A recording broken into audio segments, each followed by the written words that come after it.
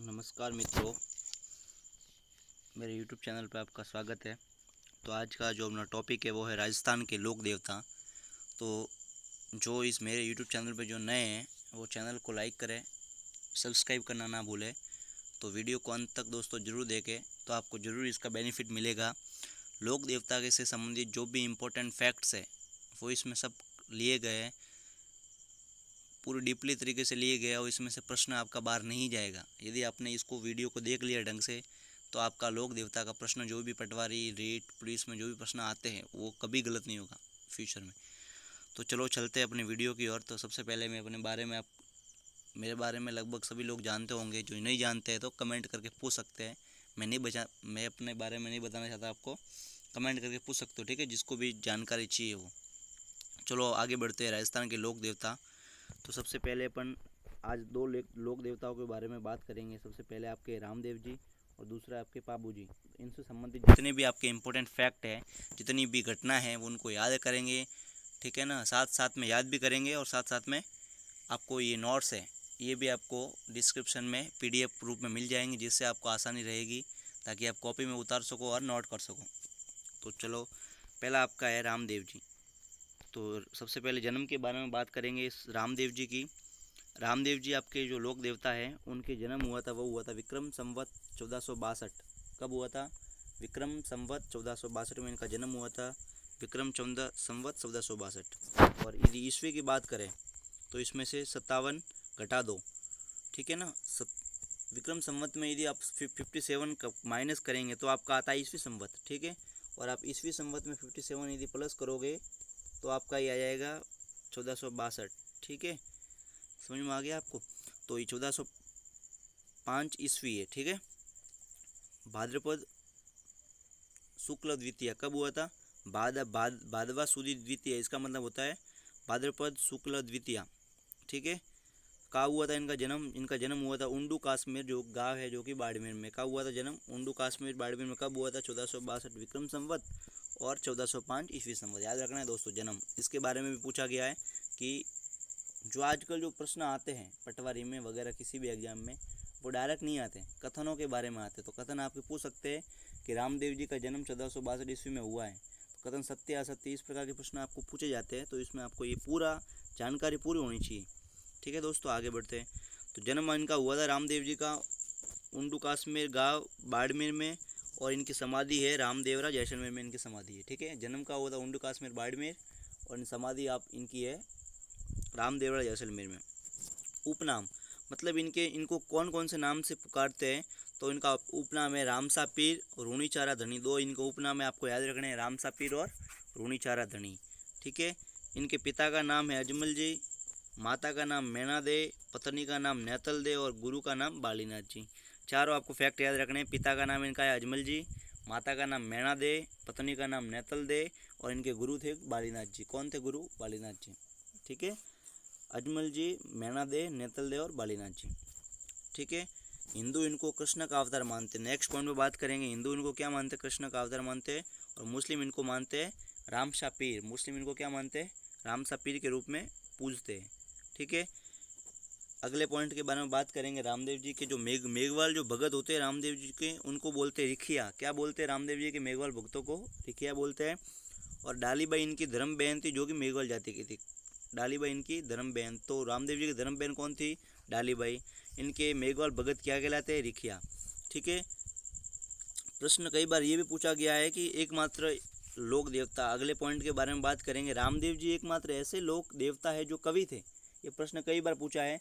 प्रश्न आपका पूछा गया है कि निम्न में से ऐसे लोक देवता जो कवि थे, रामदेव जी, पाबू जी, तेजा जी, हड़बू जी। तो आपका उत्तर आना चाहिए रामदेव जी। रामदेव जी एक ऐसे लोक देवता है जो कि कवि थे, ठीक है।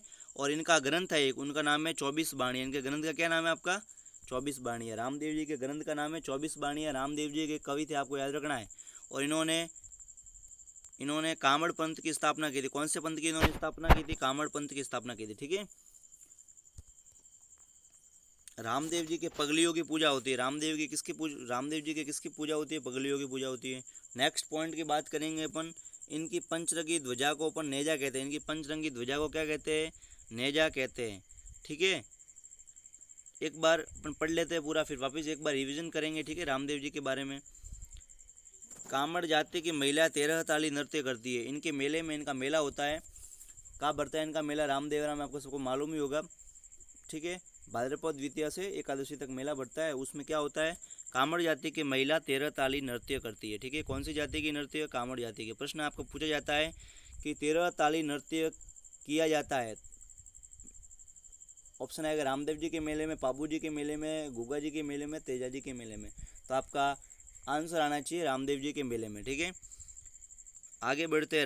रामदेवड़ा गांव में इनकी समाधि पे प्रतिवर्ष, मैंने बताया था आपका, रामदेवड़ा में इनका विशाल मेला बढ़ता है, जो कि सांप्रदायिकता सद्भाव का प्रतीक है। आपको ये फैक्ट याद रखना है। सांप्रदायिकता सद्भाव का प्रतीक कौन सा मेला है? रामदेवड़ा का है, जैसलमेर में, ठीक है। इनके चमत्कार को बोलते हैं पर्चा। रामदेव जी के चमत्कार को क्या कहते हैं? पर्चा। रामदेव जी के भजनों को कहते हैं ब्यावले। क्या कहते हैं रामदेव जी के भजनों को? ब्यावले। और रामदेव जी के मंदिर को कहते हैं आपने देवरा। रामदेव जी के मंदिरों को क्या कहते हैं? देवरा। रामदेव जी के चमत्कार पर्चा कहलाते हैं, रामदेव जी के भजन ब्याले कहलाते हैं, और रामदेव जी के मंदिरों को देवरा कहते हैं।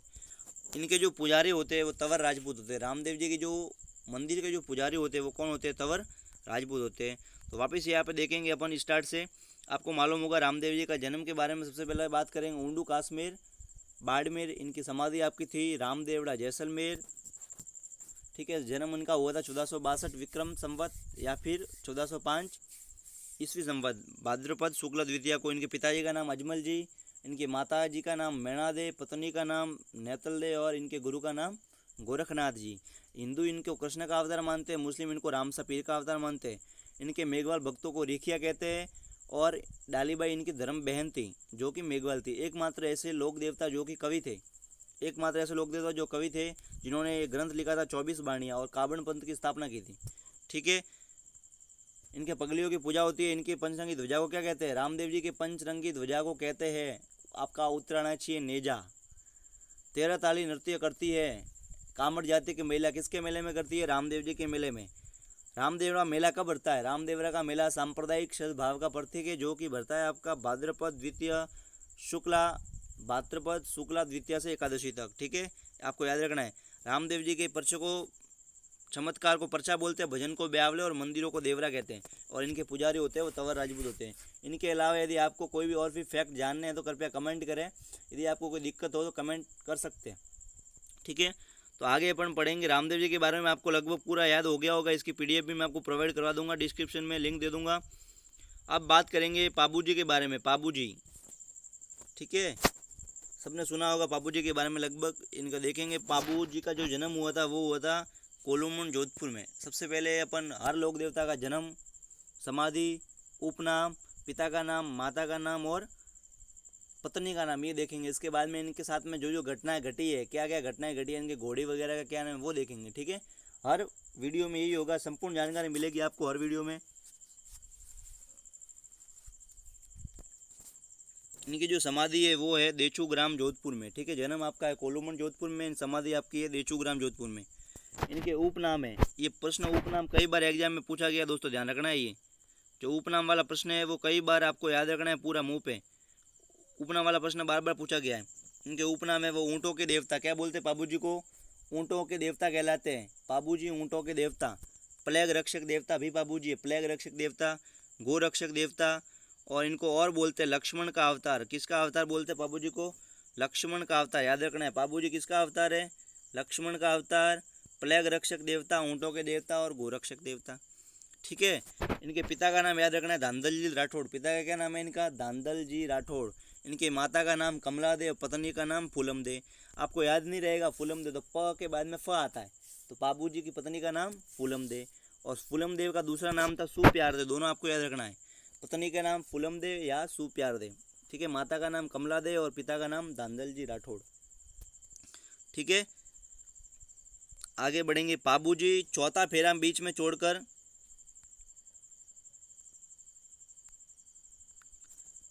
अपने बहनोई जिंदराव खींची से गायों को बचाने के लिए शहीद हुए थे। इनके बहनोई थे जिंदराव खींची। तो जिंदराव खींची से गायों को छुड़ाने के लिए कौन शहीद हुए थे?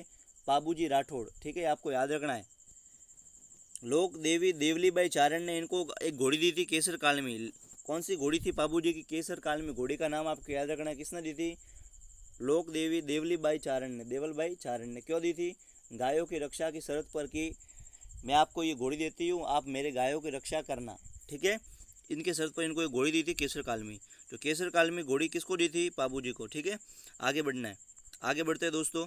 जो नेक्स्ट आपका पॉइंट है, मारवाड़ में ऊँटों को लाने का श्रेय पाबू जी को है।